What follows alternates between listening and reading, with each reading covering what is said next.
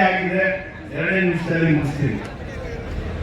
ಈ ಒಂದು ಕಬಡ್ಡಿ ಟೂರ್ನಿಯ ಮುಖ್ಯ ಬೆನ್ನೆಲುಬಾಗಿ ನಿಂತು ಈ ಟೂರ್ನಿಯನ್ನ ನಡೆಸಿಕೊಳ್ಳಲಿಕ್ಕೆ ಮತ್ತು ಈ ದಿನದ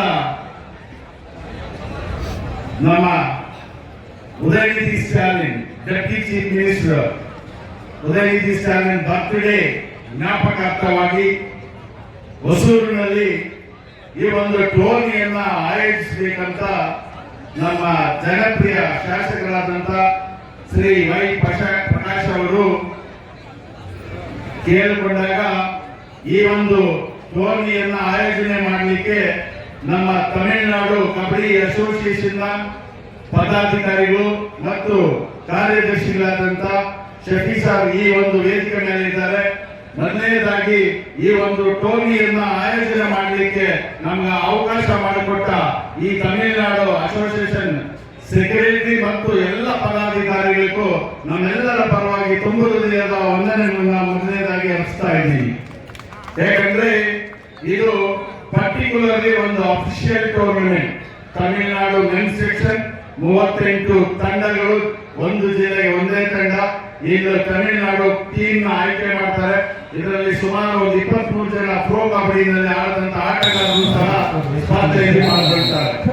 ಅದೇ ರೀತಿ ನಮ್ಮ ಈ ಪ್ರಾಂತದ ಮೇಯರ್ ಆದಂತ ಸತ್ಯ ಅವರು ಮತ್ತೆ ನಮ್ಮ ಎಕ್ಸ್ MLA ಆದಂತ ಮುರುಗನ್ ಅವರು ಎಲ್ಲರ ಹೆಸರು ಹೇಳ್ತಾ ಹೋಗ್ತಾ ಇದ್ರೆ ಸಮಯ ಸಾಕಾಗಲ್ಲ. ದಯವಿಟ್ಟು ಕ್ಷಮಿಸಬೇಕು.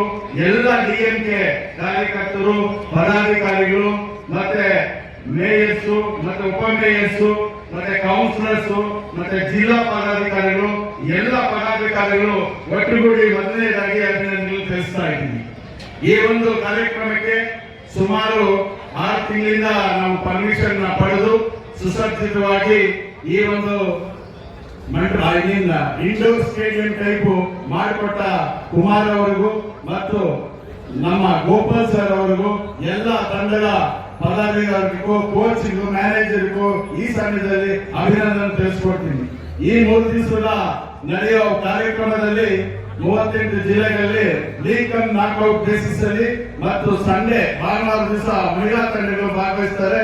ಈ ಮುಂದಿನ ದಿನಗಳಲ್ಲಿ ಈ ಟೈಪ್ ಮುಂದಿನ ದಿನಗಳಲ್ಲಿ ಮಾಡಲಿಕ್ಕೆ ಎಲ್ಲಾ ಸಹಕಾರ ನಮ್ಮಿಲ್ಲಿ ಎಲ್ಲ ಎಲ್ಲ ಏನ್ ಸ್ಟೇಜ್ ಅಲ್ಲಿ ಕುಳಿತಿದ್ದಾರೋ ಅವರೆಲ್ಲರಿಗೂ ನನ್ನ ವೈಯಕ್ತಿಕವಾಗಿ ನಮ್ಮ ಸಂಸ್ಥೆಯ ಪರವಾಗಿ ನನ್ನ ಅಭಿನಂದನೆಗಳು ತಿಳಿಸ್ತಾ ಇದ್ದೀನಿ. ಯಾಕಂದ್ರೆ ಒಬ್ಬರೇ ಈ ಕಾರ್ಯಕ್ರಮ ಮಾಡಕ್ಕಾಗಲ್ಲ.